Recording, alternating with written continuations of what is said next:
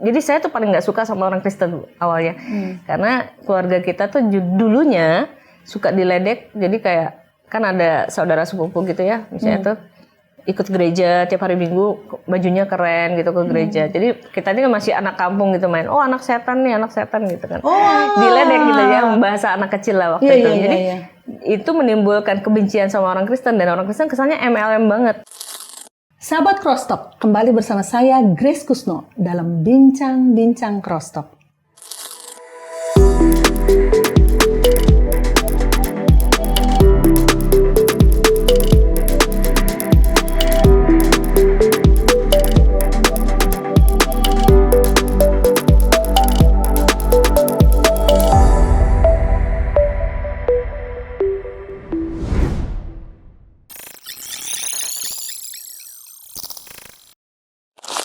Kali ini kita kedatangan seorang narasumber, seorang wanita yang luar biasa, yang tidak pernah berpikir bahwa kecintaannya pada anak-anak telah membawanya sampai pada fase hidup sekarang.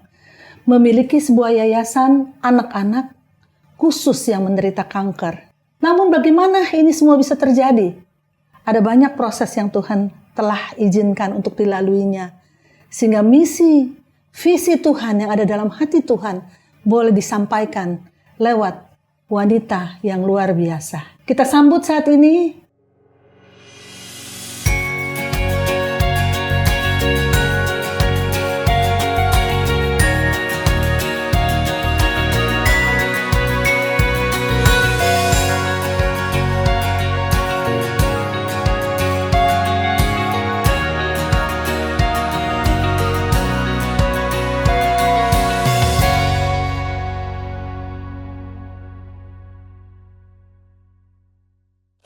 selamat datang ya Violin. Thank you, sama-sama. Saya juga thank you udah diundang Crosstalk hari ini. Kita thank you juga untuk kesediaannya ya. Sama-sama. Karena memang saya mendengar cerita sedikit saja bahwa Violin itu sedang menghadapi tantangan, bahkan bukan sedang ya, menghadapi tantangan dan sedang tetap menghadapi tantangan katanya.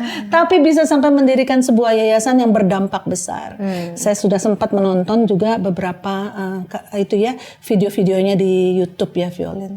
Saya sangat amazed ya, berapa banyak hidup yang boleh diberkati karena seorang Violin yang menjawab panggilan, yang menjawab panggilan Tuhan. Semua karena Tuhan sih Bu Grace. Iya betul banget.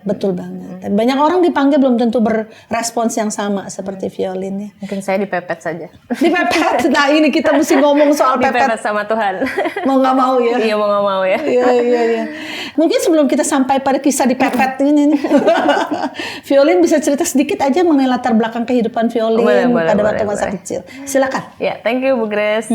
Salam kenal juga untuk semua sahabat Crosstalk yang nonton semuanya. Perkenalkan nama saya Violin, lengkapnya Violin Leoni. Saya seorang perantauan dari Pulau Bangka Belitung. Jadi saya orang Pangkal Pinang. Dari kuliah baru saya pindah di sini. Jadi sejak kuliah saya pindah ke Jakarta. Tahun 98 pas kerusuhan tuh. Sampai sekarang saya tinggal di Jakarta. Saya punya 2 orang anak. Suami saya Leono Wijaya, sekarang kami tinggal di Gading Serpong, Tangerang. Oke, dari keluarga yang sudah di dalam Tuhan atau belum waktu itu? Kalau dulu belum Bu, saya 7 bersaudara, saya anak paling bungsu, paling kecil. Jadi dibanding koko koci saya cukup jauh nih umurnya. Jadi semuanya belum dalam Tuhan sih. Saya baru terima Tuhan Yesus dibaptis, benar-benar dibaptis itu tahun 2003 ya berarti. 5 tahun setelah ke Jakarta, berarti? Betul 5 tahun setelah ke Jakarta. Jadi keluar dari Bangka dulu baru terima Tuhan. Oke. Kenapa bisa terima Tuhan tuh? Kisahnya gimana Violin? Kalau waktu di Bangka kan kita penganutnya Konghucu ya biasanya yang tanggal 1, tanggal 15 kita ke kelenteng gitu-gitu.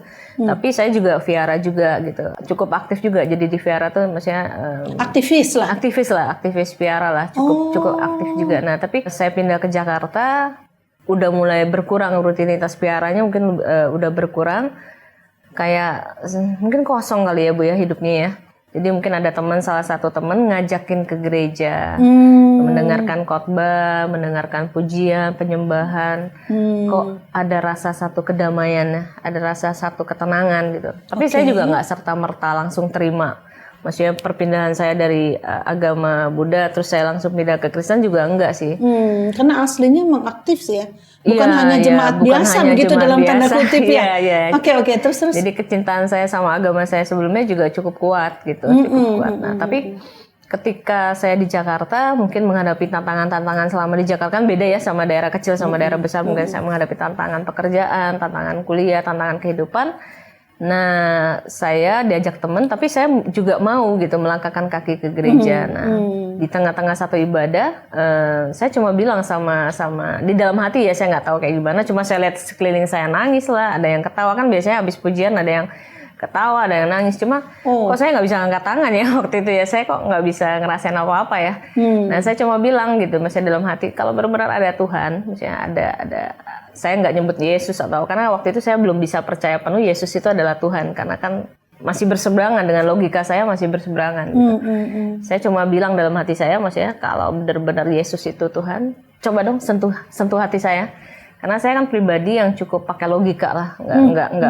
Maksudnya orang ngajarin sesuatu saya langsung terima tuh nggak bisa serta-merta gitu. Saya butuh proses untuk analoginya, saya butuh proses untuk di pikirannya segala macam. Nah, saya cuma bilang gitu aja sih sama hati kecil saya. Kalau memang Tuhan ini ada di ibadah ini, coba sentuh saya dong. Saya pengen ngangkat tangan juga dong. Saya pengen nangis juga dong gitu. Ya tapi nggak langsung dijawab di hari itu juga sih Bu, nggak gitu. Tapi tetap saya ikutin gitu. Tetap ada kehausan gitu. Dengerin khotbahnya, dengerin firmannya kok relate ya sama kehidupan yang saya jalanin. Mungkin bukannya saya banding-bandingin, mungkin sebelum saya beragama yang Buddha, saya nggak ngerti apa yang saya baca gitu. Saya kan mungkin baca kitab-kitab, saya melakukan penyembahan bahkan ribuan kali segala macam, tapi saya nggak ngerti esensinya saya melakukan itu apa gitu. Tapi ketika saya melangkahkan kaki ke gereja, dengerin firman, kok relate ya sama kehidupan yang saya tanamin dan saya kayak punya power untuk menghadapin tantangan kehidupan saya di hari Seninnya itu saya seperti punya power gitu. Nah itu berlanjut sampai saya menetapkan diri tuh mungkin hampir 3 tahun saya baru mau dibaptis.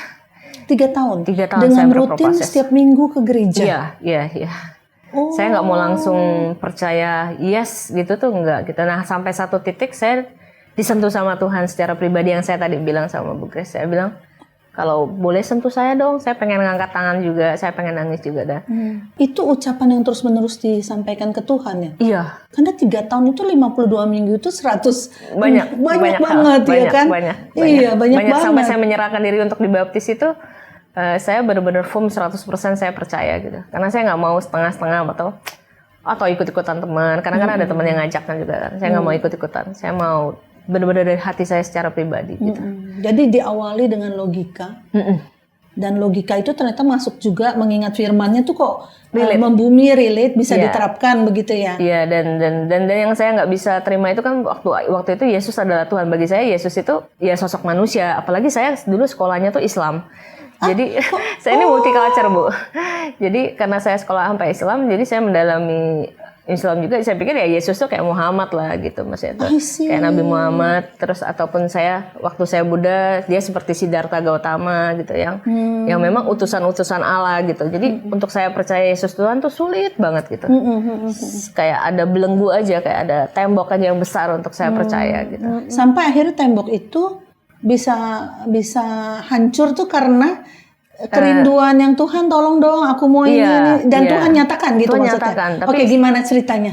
Saya juga sambil bicara, maksudnya saya juga nggak audible dengan suara Tuhan atau kayak gimana, enggak. Cuma saya tetap rutin melangkahkan kaki saya ke gereja, tapi saya tidak terima secara utuh bahwa saya mau dibaptis atau saya percaya. Cuma saya ikutin ajarannya Bu. Jadi misalnya perubahan akal budi pikiran saya mulai berubah selama 3 tahun itu. Tata pikiran saya juga mulai berubah. Nah, worshipnya tuh masuk gitu. Worshipnya tuh membajak hati saya. Jadi, kok bisa mulai nangis ya. Bisa lagu-lagu dulu tuh yang banyak lagu Allah peduli, Allah mengerti. Loh, kok masuk ya bisa. Nah, itu relate, dibajak hati saya pelan-pelan. Menyentuh. Masuk di dalam hati saya. Dan itu mulai mengubah kehidupan saya. Jadi ketika saya terima tantangan dalam kehidupan saya secara pribadi, saya mulai punya kekuatan yang saya dapat di hari Minggu kemarin. Nah di situ saya mulai mulai percaya. Tapi poinnya ketika saya terima Yesus sebagai Tuhan itu ada satu firman, ada satu khotbah dari pendeta. Mungkin pas itu pendeta luar datang ya. Mungkin juga nggak tahu dia lagi khotbah, mungkin belum tentu buat saya juga. Tapi hari itu saya kena gitu. Jadi dia cuma bilang gini, kata-katanya gini, simpel sih maksudnya itu. Yesus kenapa sih harus datang ke dunia gitu ya? Harusnya Yesus anteng-anteng aja lah di surga, nggak perlu juga sih sebenarnya gitu. Tapi analoginya gini, dia bilang gitu. Orang nggak pernah mandi nih, manusia ini kotor, nggak pernah mandi, nggak pernah tahu cara mandi. Gimana dia bisa mandi kalau nggak ada orang yang ngajarin? Gitu. Jadi itu tugasnya Yesus lah turun ke dunia untuk ngajarin kita mandi gitu. Kalau nggak diajarin mandi, ini manusia nggak bakal tahu cara mandi, nggak bakal tahu cara bersihin badannya gimana, nggak bakal tahu cara bersihin otak gimana gitu. Nah, karena itulah perlu pribadi yang turun untuk ngajarin. Oh, di sini saya mulai masuk analogi itu, saya mulai masuk gitu. Oh iya ya, Yesus ini perlu turun ya gitu. Nah, berproses lah Bu, berproses. Terus mulai bandingin pribadi Yesus sama pribadi yang dulu saya anut gitu ya. Pelajari dan iya, kok Yesus maksudnya itu kok mau ya dia disalib gitu ya. Kok mau ya dia nanggung semuanya kan. Harusnya ketika dia diolok-olok sama Israel gitu, maksudnya kaum Israel waktu dirajam, waktu itu dia bisa libas semua dalam itu, tapi dia memilih diam ya gitu. Nah di situ saya amazing banget sama pribadi Yesus. Saya kayak merasa, wow, ini loh ada pribadi yang kok diem ya ketika kalau saya jadi Yesus mah saya lawan gitu. Karena saya pribadi yang koleris kan. Kalau ada Yesus mah saya lawan gitu. Tapi kok Yesus enggak ya? Padahal dia bisa, dia punya power gitu. Nah di situ saya amazing banget dan dia mau menanggung semuanya tuh dan dia nggak berkata-kata satupun gitu. Nah di situ mulai saya jatuh cinta sama Yesus. Semakin hari semakin dalam sampai titik saya mau menyerahkan diri saya kepada Tuhan gitu. Jadi jatuh cinta pada Tuhan Yesus enggak langsung sebagai pribadi Tuhan, tapi pelan-pelan menyadari bahwa Tuhan Yesus adalah Tuhan. Yes, betul. Luar biasa. Berproses 3 tahun itu. Berproses 3 tahun itu. Iya. Karena banyak yang kita dengar itu kan memang mengikuti Yesus tuh yang berbeda dengan mungkin ya yang dianut atau dipercaya yang lain adalah Yesus itu is so personal, dia touch our heart gitu kan. Betul. Jadi emosi kita dapat gitu kalau bersama dengan Tuhan Yesus. Tapi seorang pribadi yang selalu mengandalkan akal sehatnya, kayak violin kan, wah saya semuanya mesti saya cerna, mesti masuk logika saya. Ternyata juga bisa mengalami jamahan Tuhan, bisa mengenal Tuhan Yesus dengan logikanya. Ini menarik ini. Itu yang saya maksudnya tuh, saya jujur saja I fall in love with Jesus very much. Jadi karena pribadi dia yang berbeda, nilai-nilainya dia berbeda. Dia nggak maksa saya untuk saya ikut dia, nggak maksa saya. Oh harus ya, kan ada orang yang pergi. Jadi saya tuh paling nggak suka sama orang Kristen awalnya, karena keluarga kita tuh dulunya suka diledek. Jadi kayak kan ada saudara sepupu gitu ya, misalnya tuh ikut gereja tiap hari Minggu, bajunya keren gitu ke gereja. Jadi kita ini masih anak kampung gitu main. Oh anak setan gitu kan. Diledek gitu ya, bahasa anak kecil lah waktu itu. Jadi itu menimbulkan kebencian sama orang Kristen dan orang Kristen kesannya MLM banget. Maksudnya tuh MLM itu udah mana itu. Kalau dia tuh ayo ikut gereja gitu. Multi level marketing banget dan itu saya paling nggak suka banget gitu. Nggak suka sekali gitu dengan cara-cara seperti itu saya nggak suka gitu. Dipaksa-paksa terus di intimidasi gitu. Ayo lo kalau nggak ikut Tuhan nanti nggak dapat berkat, dapat kutuk. Wah kayak gitu tuh saya paling nggak suka. Gitu. Nah Tuhan datang secara pribadi dalam hidup saya. Menyentuh hati saya pribadi dan mengubahkan hidup saya secara pribadi step by step sampai pada akhirnya istilah katanya menyerahlah violin ya memang benar memberikan diri saya sepenuhnya. Saya bilang sama Tuhan saya nggak mau ikut setengah-setengah ya Tuhan. Terus apa responsnya atau apa aksinya atau actionnya ya setelah bilang saya mau ikut Tuhan ini sungguh-sungguh, kira-kira gimana violin yang dilakukan apa? Sejak saya bilang saya memutuskan hari di mana saya memutuskan saya bilang saya mau ikut Yesus dan percaya Yesus sebagai Tuhan dan saya mau menyerahkan diri dibaptis, nggak lama setelah itu mungkin hitungan bulanan 6 bulan saya menyerahkan diri sebagai pelayan ibadah anak Bu. Jadi saya mulai terjun ke pelayanan waktu itu dan bertahun-tahun sih. Ibadah anak ya? Ibadah anak, saya pilih di ibadah anak. Dari ibadah anak saya ngajar di sekolah minggu di gereja saya di GBI dan Mogot. Nah saya aktif di pelayanan ibadah anak, dan waktu itu mungkin ada kumpulan anak muda, kita masuk di dewasa muda juga. Jadi saya aktif pelayanan lah, lebih tepatnya. Saya aktif di pelayanan. Pelayanan anak terbatas di kebaktian gereja atau gimana? Waktu itu kebetulan gereja kita ada punya 2 subjek. Jadi yang gereja hari Minggunya itu di ibadah anak sekolah minggu. Tapi di hari Rabu itu kita ada namanya pelayanan diakonia untuk anak. Jadi tapi bukan anak-anak Kristen ya. Nah itu untuk anak-anak di luar pinggiran, ada anak-anak yang agama luar, yang ekonominya agak di bawah marginal. Iya, tidak masalah agamanya apa saja. Agama, tapi mereka marginal. Nah kita ngajar mereka, biasanya kita ngajar bahasa Inggris, ngajar. Nah saya ikut di pelayanan situ. Ikut pelayanan diakonia anak namanya kalau di gereja kita. Dan anak-anak terbuka untuk diajar. Sangat terbuka, malah mereka senang, malah mereka menantikan banget gitu. Jadi dulu terkenalnya Kak Vio kan, Kak Violin, saya suka bawa gitar, ya nyanyi saja sama mereka gitu. Terus ngajar Kenapa mereka. bisa suka milihnya di anak tuh, Violin? Kalau tanya itu saya juga nggak tahu ya Bu Ren, karena mungkin itu given of God atau gimana saya nggak tahu. The Tapi gift. saya, itu kayak punya hati apa ya, ketika lihat anak itu saya kayak punya apa ya, even anak-anak di mall atau anak-anak saya teman-temannya segala macam, kayak punya sukacita sendiri aja sih. Saya kayak punya, ketika habis pelayanan itu orang biasanya capek kan gitu ya. Tapi saya punya joyful sendiri gitu. Saya punya, saya nggak bisa menjelaskan kayak gimana, tapi saya punya hati yang lebih sama anak-anak gitu. Luar biasa ya. Ya saya nggak tahu, bukan sayanya sih Bu. Mungkin itu karunia Karena Tuhan ya. Iya, karena memang sih. Saya juga mendengar bahwa kalau itu dari Tuhan, seperti sudah diberikan jubahnya atau diberikan kasih karunia lebih. Nah, orang-orang ngadepin anak bisa pulang-pulang stres. Lihat lari-lari berantakan semua, pulang gitu dah. Gitu kan ya. Tapi malah seneng ya. Seneng, happy sih. Malah dirasa di charge gitu. Iya, kayak punya energi aja sih. Kayak punya energi, apalagi mereka responsif gitu ya. Misalnya itu, lebih seneng lagi gitu. Iya.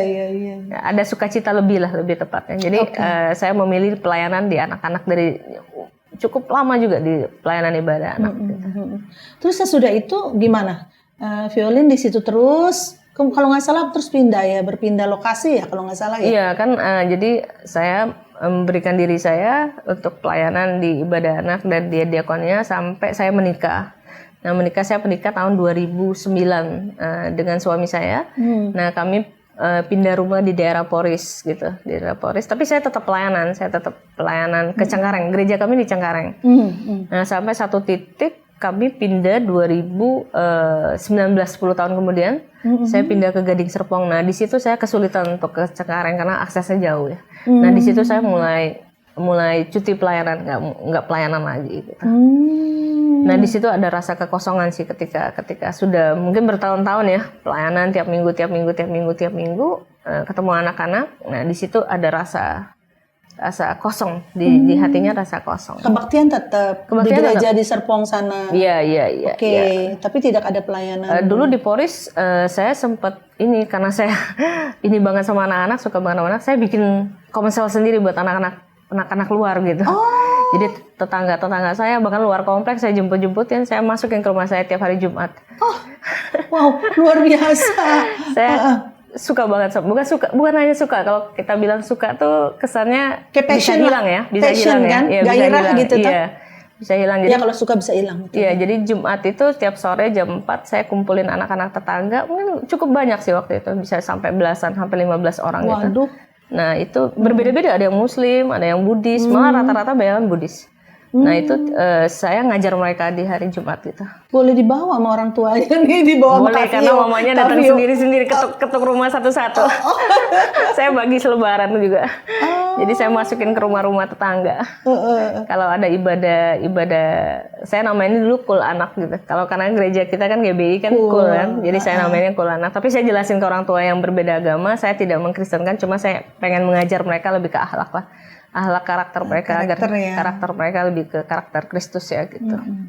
Okay. Nah itu saya lakukan bertahun-tahun juga. Makanya kehilangan banget waktu pindah. Nah saya waktu pindah ke Gading Serpong semua aktivitas itu nggak ada. Karena udah komunitas baru ya, orang-orang baru yang belum kenal, yang betul, apa gitu ya. Betul. Jadi ketika saya pindah rumah di Gading Serpong, saya kehilangan semua ini. Jadi ibadah anaknya saya nggak ngajar lagi di gereja. Yang diakonnya anak yang saya ngajar jalanan juga hari Rabu saya hilang, karena kan saya baru habis lahiran juga kan. Oke. Jadi suami saya juga membatasi lah. maksudnya dengan impact positif gitu kan, karena kegiatannya. Nah plus yang ibadah kul anak yang hari Jumat di rumah saya juga udah nggak ada gitu. Iya. Jadi waktu itu saya nggak ngapa-ngapain lah, lebih banyak di rumah waktu itu. Gitu. Oh oke. Terus kisah apa tuh yang membuat bisa sampai mendirikan yayasan sekarang ini? Mungkin bisa cerita lebih lanjut ya, prosesnya bagaimana gitu kan? Kok sampai dari sekolah minggu, dari ngumpulin orang doang, bisa punya yayasan ya? Coba kisah apa sampai proses apa yang Tuhan izinkan sampai Vio bisa sejauh ini? Ya, kalau di flashback kalau hari ini Bu Kris pas nanya ini baru reminder sih. Semua karena karunia Tuhan sih, benar-benar karena karunia Tuhan. Maksudnya hidup kita tuh besok kita nggak ada yang tahu ya. Saya juga nggak tahu hari ini tuh bisa punya yayasan atau saya bisa duduk di sini hari ini. Benar-benar saya nggak tahu.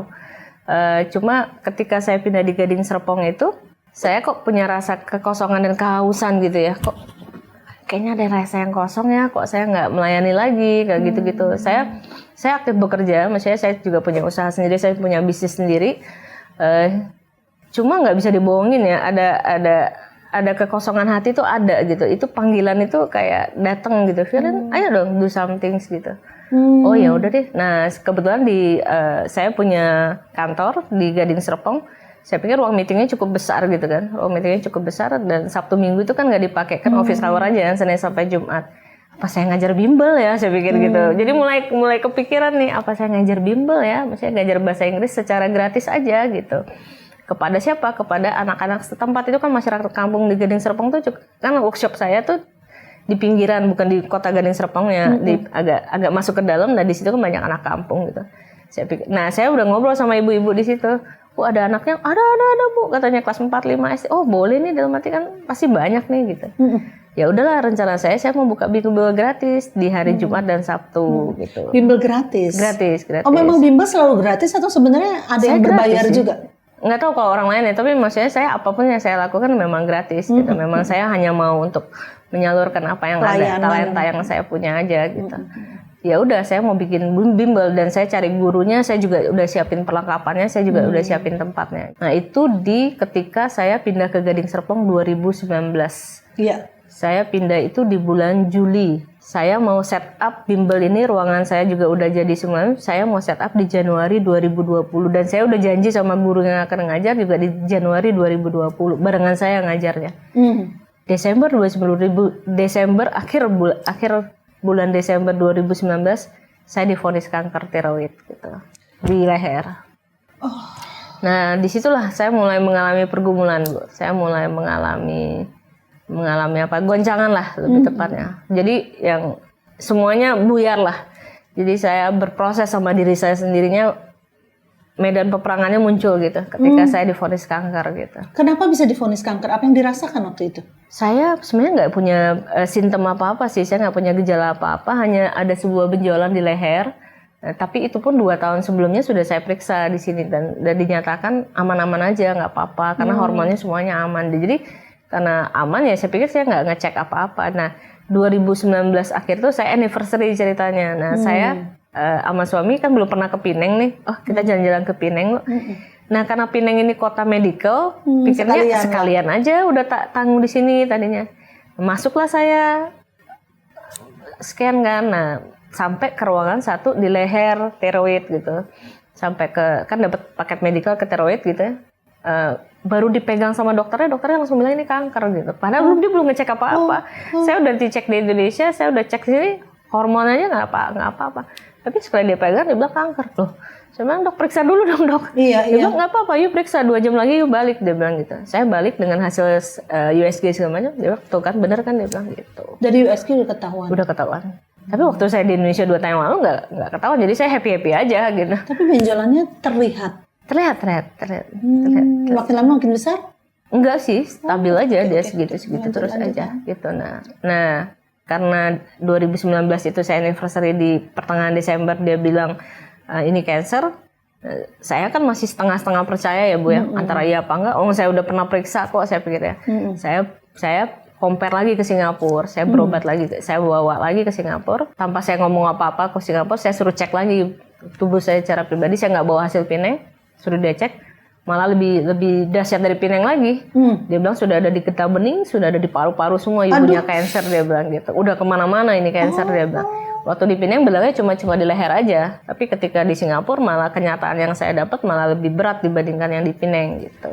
Lewat berapa bulan waktu itu? Nggak lama sih, saya ke Singapura langsung di 2 minggu setelah dari saya Pineng, saya langsung berangkat ke Singapura. Di Singapura malah ketemunya lebih banyak. Lebih banyak, karena kan lebih intensif kan. Waktu di Pineng kan dia cuma USG aja kan. Kalau di Singapura kan dia whole body scan ke saya. Gitu. Nah waktu di Singapura, nah di situ pergumulan terjadi kan, masih setengah percaya, denial kan. ketika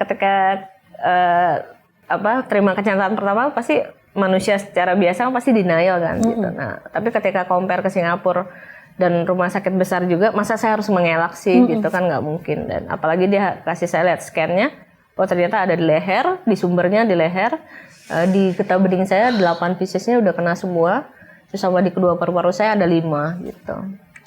Ya udah, saya bilang ya udah, saya masih. Dan disitulah tantangan kerohanian saya muncul. Jadi nggak ada lah kepikiran bimbel, nggak ada boro-boro bu.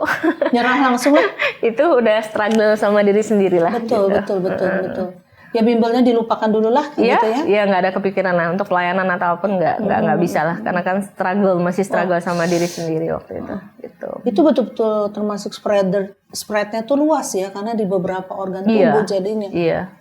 Sampai ke paru-paru segala. Jadi, ya. Sekarang akhirnya saya tanya dokter solusinya apa? Ya harus operasi, dia bilang kita bisa operasi di radiasi gitu. Jadi sekarang saya dioperasi full. Jadi setengah leher ini diangkat semua. Termasuk getah bening saya semua diangkat. Di sini kan kosong nih kelihatannya. Di sini habis semuanya, diangkat semua. Karena dia spreadnya kemana-mana. Kecil saya operasi 12 jam bu. 12 jam buat dia ngorek-ngorek satu-satu dia punya cancer. Tapi kalau yang di paru-paru sekarang nggak bisa diapa-apain karena kan dia nggak bisa operasi yang di paru-paru. Jadi cuma treatment obat aja, sampai hari ini saya masih treatment obat. Maksudnya ada 5 titik di paru-paru? 2 di kiri, 3 di kanan. Sampai saat ini masih ada 4 titik? Ada 5 sel cancer kecil-kecil sih di sini. Oh. Penyebaran dari si sumber sarang yang di lehernya. Karena itu getah bening sih bisa spread to the whole body ya. Iya, tapi udah dibuang sih sama dokter semua. Waktu tahu itu semua di 2020 saya operasi total. Saya tirektomi full total, lehernya full. Dan itu juga sebenarnya mukjizat anugerah Tuhan juga sih Bu Grace, saya bisa bicara hari ini. Sumber sarang saya di leher itu deket banget sama pita suara. Deket banget, nempel persis dia. Jadi kalau dokternya kurang teliti, pita suara itu kan kecil ya, itu bisa terangkat juga gitu. Jadi selama saya proses 12 jam itu sebelum masuk operasi, sempat tanda tangan dokumen juga bahwa jangan menyalahkan rumah sakit kalau saya pendarahan atau saya kehilangan pita suara, karena ini sangat lengket dia lengket gitu. Nah, ya sudah, kita mau nggak harus terima resiko itu, ya udah kita tanda tangan. 12 jam kita dioperasi. Saya dioperasi itu sampai jam subuh, seingat saya sih sampai jam 2-3 subuh. Dokter Thai yang menangani saya pagi-pagi itu jam 6, jam setengah 7 itu setengah saya sadar, dia sudah ada di ruangan saya dan dengan baju rapi, dengan dasinya dia tanya, dia cuma mau ngecek suara saya ada apa enggak. Oh, oke. Saking dia integritas dia sebagai dokter, saya juga takut kan suara saya nggak ada kan. Jadi hari ini kalau saya bisa bicara Bu Grace semua karena kasih anugerah Tuhan Bu. Luar biasa. Bukan karena kekuatan saya, jadi saya masih dikasih suara buat Tuhan untuk. Jadi dia tes, can you talk, dia bilang. Suaranya pelan banget tapi masih ada gitu. Jadi 3 bulan awal tuh saya suaranya kecil banget gitu. Tapi akhirnya berangsur pulih. Pelan-pelan pulih. Hampir 6 bulan total lah benar-benar kembali lagi suaranya. Seperti normal ya. Dan yang di paru-paru itu di kemo? Saya radiasi nuklir. Jadi saya minum radiasi nuklir, iodine. Ya, iodine. Mungkin kalau yang tahu kanker tiroid, mungkin ada teman-teman yang sahabat yang kena kanker tiroid juga. Saya minum pertama 100 ampul. Tapi untuk menghilangkan yang di leher. Nah, cuma karena di paru-paru nggak respon, saya minum lagi 200 ampul. Cuma tetap nggak respon juga. Jadi dokter cuma bilang, sudahlah jangan diapa-apain dulu deh. Nanti kalau memang perumpamannya seperti maling di dalam rumah. Memang ada maling sih di dalam rumah, tapi sejauh dia tidak maling, ya sudahlah. Perumpamannya unik sekali. Mau. Karena nggak bisa diapa-apain. Kecuali dia bergerak, mungkin bisa ditargeted terapi. Dia bilang, jadi sejauh ini saya hanya mantau aja sih Bu Grace. Mantau berapa lama sekali? 6 bulan sekali saya harus check up. 6 bulan Selama ini ukurannya segitu terus? Iya, masih stabil. Stabil. Itu Ya puji syukur sih saya sekarang paradigma saya berubah ya Bu. Dulu mungkin saya menganggapnya sebagai satu penyakit yang apalagi ya, istilah orang kan kalau kanker ini kesannya kan penyakit kutuk ya. Saya kesannya menyimpan dosa. Saya banyak lah proses kehidupan yang ketika kena sakit kanker ini saya cukup depresi lah. Saya cukup down gitu maksudnya. Saya sudah minta ampun sama Tuhan. Masa sih Tuhan yang Maha Kuasa tuh nggak ngampunin kok, nggak sembuh-sembuh saya punya sakit gitu kan. Terus banyak inilah maksudnya pergumulan stigma di pikiran negatif ya, mungkin bukan orang lain juga atau mungkin diri saya pribadi juga kesannya kan ini penyakit kutuk, ini penyakit sampah, ini penyakit apa karena menyimpan kepahitan lah atau apa. Perasaan tuh saya orang yang easy going, maksudnya tuh orang yang ekstrovert juga. Saya udah minta ampun Tuhan, masa Tuhan nggak ampuni sih? Saya juga minta ampun sama suami, segala sesuatu lah. Tapi kok masih ada gitu dah. Di situ mengalami pergumulan juga, maksudnya secara mental, secara kerohanian. Nah sampai satu titik kalau saya boleh bilang hari ini, saya bilang penyakit ini anugerah. Kenapa? Saya merasa seperti Paulus. Saya merasa ini duri dalam daging. Justru di dalam kelemahan inilah saya merasa kuat. Justru dengan ada ini saya punya alarm Bu Grace. Oh ya Tuhan, makasih loh. Aku masih bisa hidup hari ini ya. Rasa bersyukur saya sama dulu sama sekarang tuh beda Bu Grace. Walaupun saya sama-sama hidup sekarang, tapi takaran rasa syukur saya sama hari ini tuh berbeda. Jadi ketika bangun pagi saya masih bisa hirup nafas saya, karena saya ada di paru-paru. Rasanya tuh lebih apa ya?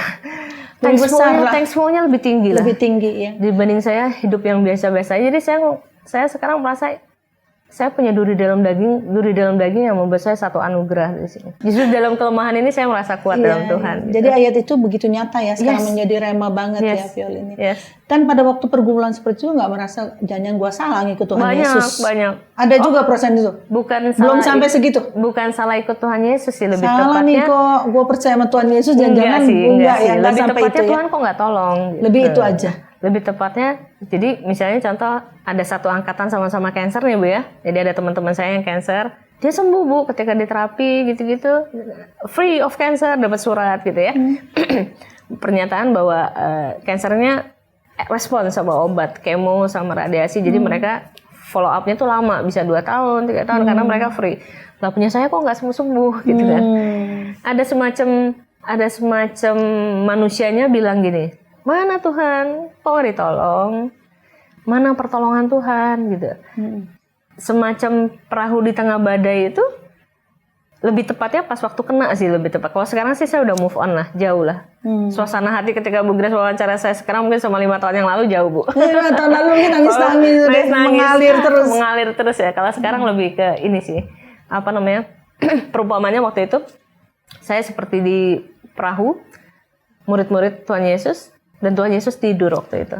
Merasanya padahal seperti kita udah teriak minta tolong, Tuhan tolong, tapi kok kayaknya nggak ada pertolongan, kayaknya tetap aja harus hadapin gitu, tetap aja badai itu harus dihadapin gitu. Waktu itu saya nggak mengerti. Dikala itu waktu saya kena sakit saya nggak mengerti. Yang saya tahu saya hanya takut, saya hanya khawatir. Saya tidak tahu hidup saya berapa lama lagi. Anak-anak saya masih kecil, ketakutan saya banyak sekali waktu itu gitu. Apakah juga takut dituduh sama orang-orang, lu ternyata hidup lu nggak bener kali gitu? Kalau takut sama orang sih saya nggak terlalu, bukan nggak terlalu peduli kayak gimana, saya nggak terlalu inilah sama orang, orang mau bilang, oh ini penyakit kutuk nih, saya nggak perlu.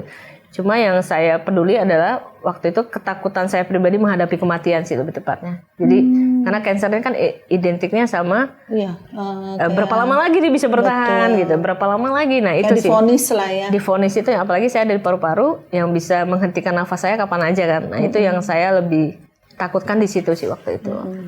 Takutnya akan kematian sih waktu itu. Tapi sampai misalnya sebenarnya meninggal dalam Kristusnya nggak apa-apa karena saya tahu mati itu keuntungan, saya bisa ketemu Tuhan gitu. Tetapi yang saya takutin waktu itu prosesnya ini loh Bu, kemoterapi lah, radiasi lah, perang mental lah, nggak bisa tidur lah. Nah itu yang bikin saya agak takut waktu itu. Gitu. Nah jadi selama 5 tahun ini ternyata mengalami setiap kali check up, nggak bertumbuh masih segitu-segitu aja. Tapi juga nggak hilang gitu kan ya. Ini tapi minum obat tetap continue. Tetap tiap hari minum obat. Memelihara supaya tidak ada progresivitas. Jadi sekresi dia agar dia tidak ditekan dan hormon saya harus stabil dengan ada angka-angka yang dokter kasih dan ini tidak boleh melonjak angka ini. Jadi, nah itu yang saya jaga. Berarti jadi titik-titik itu selalu memberikan kepada Kalau yang saya dengar kepada violin justru adalah sebuah ingatan akan ucapan syukur. Iya. Ada titik-titik masih bisa seperti sekarang hidup saya Iya, kok seperti normal aja, Iya, sampai saat ini betul. seperti normal aja kan? Betul, betul. Saya masih badminton, Bu. Kata orang kenapa saya takutnya, ya saya puji syukur, maksudnya saya malah bersyukur hari ini saya boleh bilang bahwa ini duri dalam daging yang saya jadi kayak punya alarm dalam hidup saya. Saya kayak punya penjagaan daripada Misalnya Tuhan. Saya gimana? punya. Alarmnya tuh? Misalnya contoh, kalau saya ini kan orang bisnis ya, Bu ya. Kadang-kadang namanya bisnis itu kan pencapaian itu kan nggak ada batasnya. Kita bisa punya pencapaian banyak hal. Mungkin dulu saya pengen punya pabrik, saya pengen punya pabrik, saya pengen punya ratusan karyawan. Itu jadi sekarang kayak ada pagernya lah gitu. Violin tahu pagernya ya gitu. Jadi ada boundaries yang Tuhan jaga dalam hidup saya. Nah, ini penjagaan Tuhan yang Tuhan kasih dalam hidup saya. Jadi saya lebih lebih tenang, lebih calm down, lebih mengerti akan arti rasa syukur gitu.